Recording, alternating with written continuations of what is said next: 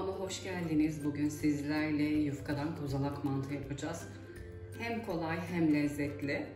Hemen tarife geçiyorum. İlk olarak 3 adet yufkam var. Pipet ne alaka? Pipet bizim sarma işlemimizi çok kolaylaştırıyor. İlk olarak yufkalarımızı kesmekle başlayalım. Yufkayı ikiye düzgün bir şekilde katladım. Yine ikiye katlıyorum. Geniş bir üçgen elde ettim.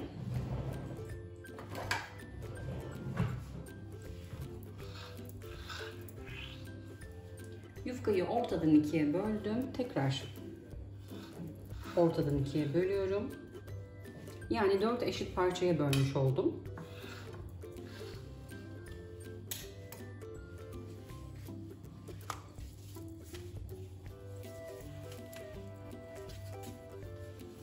Kenar kısımları daha geniş olduğu için tekrar bölüyorum.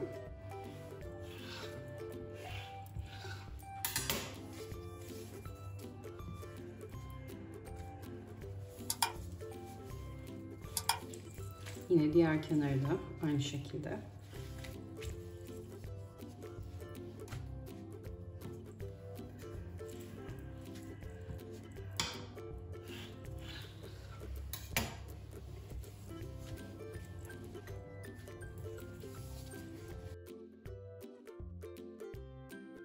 Kişi sayısına göre yufka adedini azaltabilir ya da çoğaltabilirsiniz. Yufkaları kestikten sonra tezgahıma seriyorum. Yanıma da yarım kase su aldım. Uçlarını suya batıracağım. Sonrasında açılma yapmasın. Şöyle tek bir tane göstereyim. Pipeti yufkanın baş tarafına koydum. Şu taraflarını biraz daha düzgün sarıyorum. Sonra elimle yuvarlayıp kolay bir şekilde sarabiliyoruz. Ucunu suya batırdım, yapışmasın.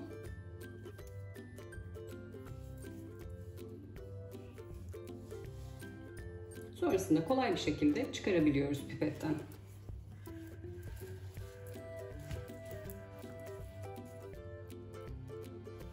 Bu tarafını kalın katlıyorum.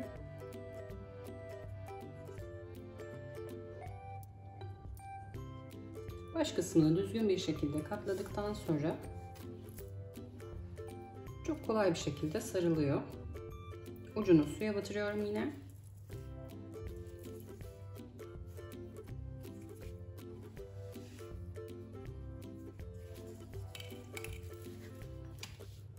Baş kısmını birazcık gevşek yapın. Eğer çok sıkı yaparsanız pipetten çıkarmanız çok zor olur.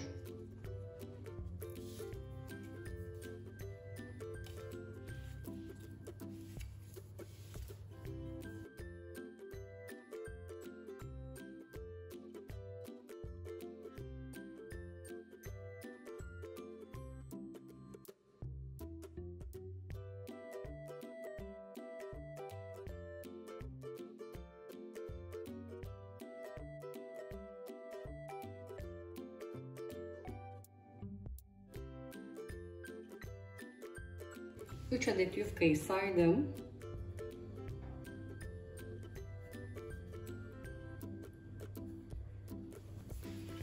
Kurumaması için üzerlerini örtüyorum. Biz de bu sırada kıymalı harcını hazırlayalım.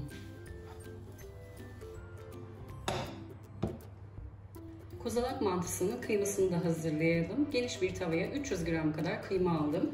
2 adet küçük boy kuru soğanı yemeklik doğradım. Dilerseniz rondodan da çekebilirsiniz. Yarım çay bardağı zeytinyağı ekliyorum. Silme 1 tatlı kaşığı iri tuz. Ocağa alıyorum. Kıymayı eze eze tane tane olana kadar, yumuşayıncaya kadar, soğanlar da yumuşayıncaya kadar kavuruyorum. Kıymayı yüksek ateşte suyunu salıp tane tane olana kadar kavuruyorum. Sonrasında altını kısacağım, yavaş yavaş pişsin. Şöyle kıymayı eziyorum ki tane tane olsun.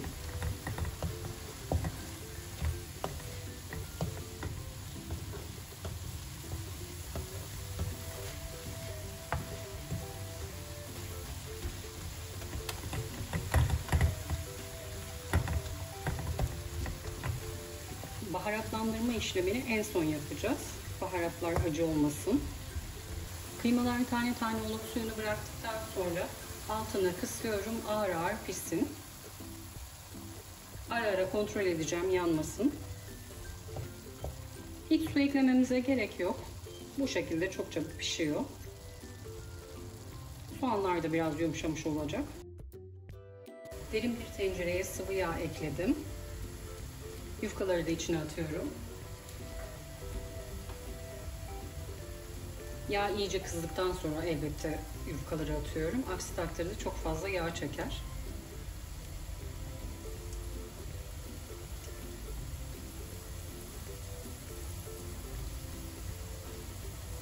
Ocağın altını kısmıyorum. Yüksek ateşte güzel bir renk alıncaya kadar kızartıyorum.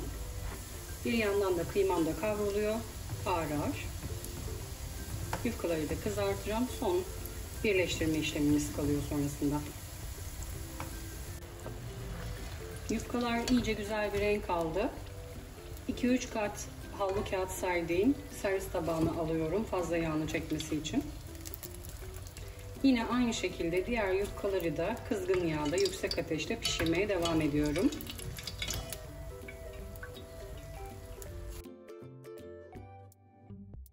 Börekleri kızartırken bir gözümde kıymada. Kıymanın altını kapatmıştım yanmasın diye. Tekrardan ocağa aldım. 1 çay kaşığı kırmızı toz biber, ister acı ister tatlı. 1 çay kaşığı karabiber. 2 tepeleme çay kaşığı da kimyon ekliyorum. Dilerseniz pul biber de ekleyebilirsiniz. Baharatlandırma kısmı tamamen damak zevkinize kalmış. Ocağın altını açıyorum.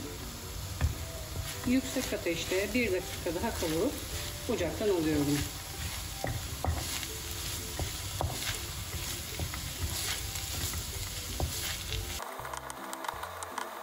Yufkaları güzel bir renk alıncaya kadar pişirdim. 3 kat havlunun üzerine çıkardım ki fazla yağını çeksin. Çok fazla yağlı olmasın. Bir miktar dinlendirdikten sonra servis için hazırlıyorum. Sizin için bu şekilde bir sunum tercih ettim. Dilerseniz yufkaların üzerine yoğurt, onun üzerine kıymayı da serebilirsiniz ama bu şekilde sonrasında kaldığı zaman ısıtmanız çok zor. Benim yaptığım gibi bu şekilde bir sunum hazırlayıp masaya koyarsanız herkes tabağına alıp ziyan olmamış olur. Masada bu şekilde bir sunum da tercih edebilirsiniz. Dediğim gibi sonrasında ziyan olmaması için ben masaya ayrı ayrı getirmeyi tercih ediyorum.